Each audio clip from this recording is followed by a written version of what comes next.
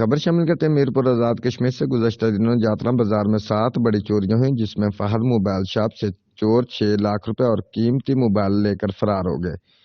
इसके बाद JLM repairing दुकान से नकदी और कीमती सामान लेकर फरार होने में कामयाब हो गए। चौकी अफसर जातरा ने चोरियों की वारदातों को कंट्रोल करने के लिए जातरा के दुकानदारों को इकट्ठा करके कहा, चोरियों में ज्यादा मुलविस ये भीख मांगने वाले और गैर रियासती हैं, जिनका अंदराज भी नहीं हुआ। आज जातरा बाजार में मांगने वालों और जिनका अंदराज नहीं हुआ, इनको पकड़कर सलासल पाबंद किया, ताकि आए रोज जातरा बाजार से होने वाली चोरियों को कंट्रोल किया जा सके। चौकी अफसर जातरा चौधरी अरशद ने कहा, इसके अलावा जिन लोगों ने गैर रियासती लोगों को अपने मकानों में रखा हुआ है, इनका जल्द अज जल्द अंदराज करवाएं, नहीं तो मालिक मकान के खिलाफ भी एफआईआर दर्ज करवा के कानूनी कार्रवाई अमल में लाई जाएगी।